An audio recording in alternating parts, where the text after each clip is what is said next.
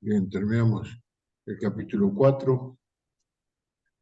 Tenemos desde el versículo 15 hasta el final.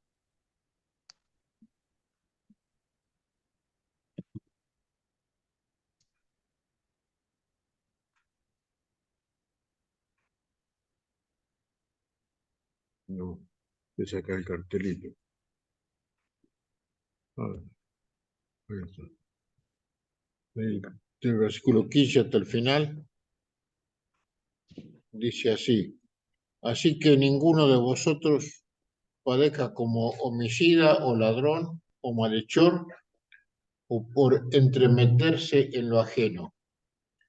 Pero si alguno padece como cristiano, no se avergüence, sino glorifique a Dios por ello. Porque es tiempo de que el juicio comience por la casa de Dios. Y si primero comienza por nosotros, ¿cuál será el fin de aquellos que no obedecen al Evangelio de Dios? Estamos leyendo en 1 Pedro capítulo 4, ahora el versículo 18. Y si el justo con dificultad se salva, ¿en dónde aparecerá el impío y el pecador? De modo que los que padecen según la voluntad de Dios encomienden sus almas al fiel Creador y hagan el bien. Dios bendiga su palabra. Y en este pasaje nos habla de sufrir como cristiano, no como, dice el versículo 15, como homicida o ladrón o malhechor, o por entremeterse en lo ajeno. A veces muchos cristianos sufren por causa del pecado. Y esta no es la primera vez que Pedro habla sobre esto, porque ya en capítulo 2 y versículo 20, decía: pues qué gloria es si pecando somos abofeteados y lo soportamos. ¿No? Si haciendo lo bueno sufrís y lo soportáis, esto ciertamente es aprobado delante de Dios. Así que aquí habla de padecer, pero como cristianos, no como pecadores. A veces pecamos, faltamos y nos critican o nos dicen algo y dicen, bueno, esto es padecer por el Señor, toca padecer por el Señor. Pero no, no es así, sino que padecer por causa del pecado no es bueno, no lleva a la aprobación del Señor. Pero si padecemos como cristianos, dice que no nos avergoncemos, porque el que quiere vivir piamente padecerá persecución, sino que glorifiquemos a Dios por ello. A veces pasa que nosotros somos probados, eh, padecemos algo y no que nos avergonzamos, pero nos preguntamos por qué nos pasa esto. Y a veces el cristiano tiene que padecer. Si alguno padece como cristiano, no se avergüenza. No es que ha hecho algo malo o ha pecado, sino que está padeciendo como cristiano. No se avergüence, sino glorifique a Dios. A veces a nosotros no nos gusta padecer, pero aquí nos dice la palabra y en muchos otros lugares que eh, el que nos toca padecer como cristianos, nos toca padecer. Porque dice, es tiempo de que el juicio comience por la casa de Dios. Y si primero comienza por nosotros, ¿cuál será el fin de aquellos que no obedecen al Evangelio de Dios? Los, los cristianos eh, debemos somos juzgados por el Señor, para que no seamos condenados por el mundo, dice la palabra. A veces eh, Somos juzgados y seremos juzgados en el tribunal de Cristo. Ahí, si hay un tribunal para nosotros que somos creyentes, no para condenación, sino para poner a prueba nuestra obra, sea bueno o sea malo. Si nosotros somos juzgados, el juicio comienza por la casa de Dios primero. ¿Cuál será el fin de aquellos que no obedecen al Evangelio de Dios? Si a nosotros nos toca el juicio, ¿cuánto más a los que son pecadores, no se arrepienten, tendrán que ser juzgados en el juicio de Dios?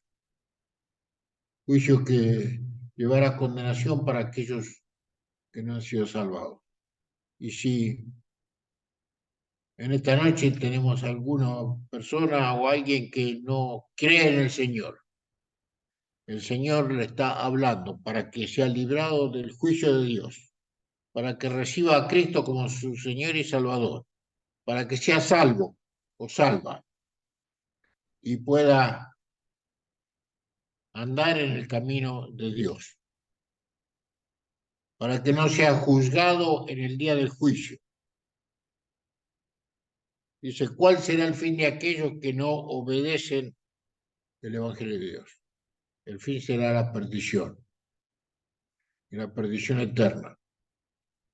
Y por eso se predica el Evangelio hasta ahora, hasta hoy, para que los que no creen, crean en el Señor y sean salvos, y escapen de la ira venidera que vendrá sobre todos aquellos que no creen en el Señor.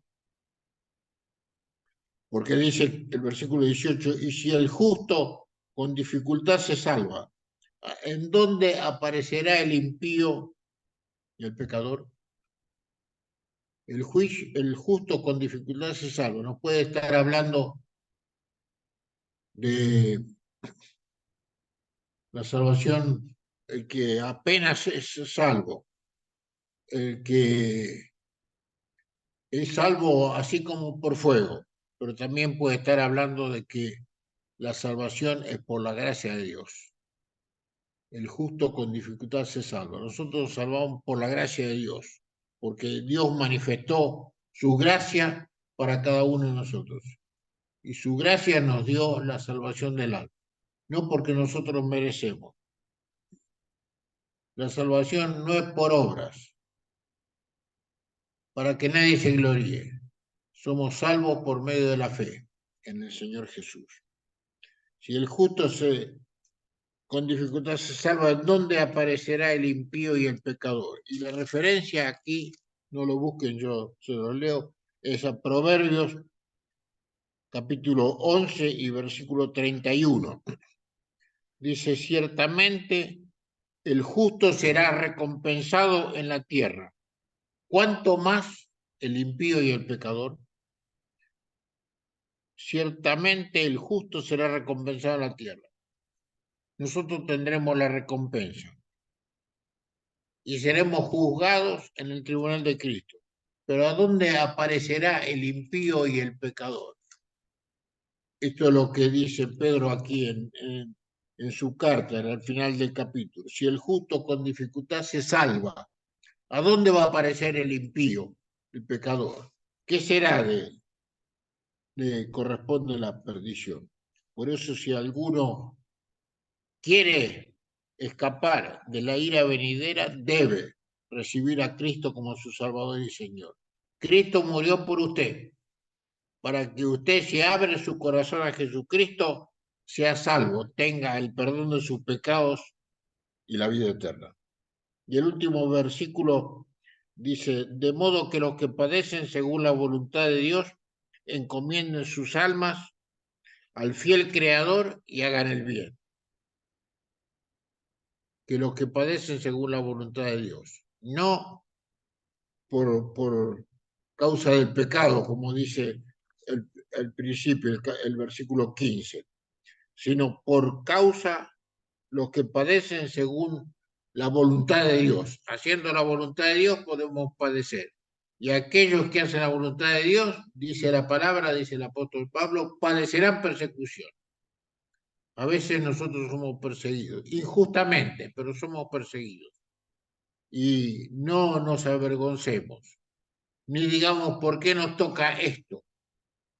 Es por causa del Señor, porque el Señor quiere que así sea. De modo que alguno, si padece la voluntad de Dios, encomiende sus almas al Creador y haga el bien. Encomiéndese a Dios si está padeciendo algo. Encomiéndese a Dios y haga el bien. Es decir, que encomiéndese a Dios y no sea pasivo, sino que pueda hacer el bien, pueda obrar el bien y la voluntad de Dios. Este bien y esta misericordia que nos seguirán todos los días de nuestra vida.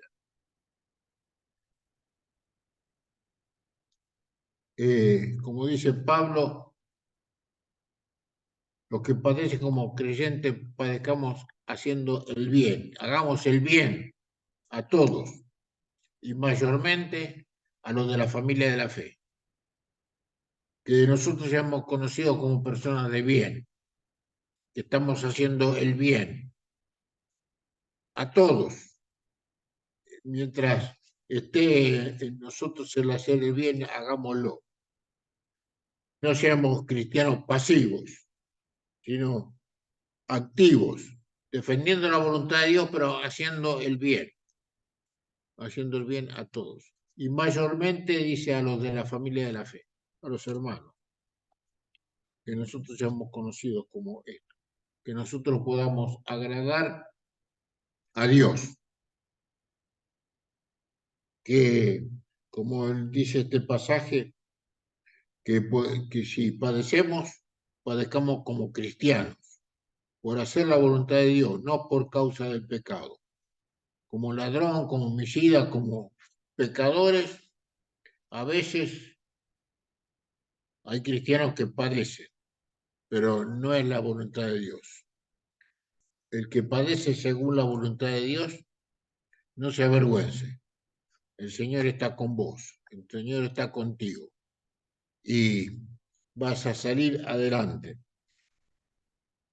encomendando tu alma a Dios y haciendo el bien.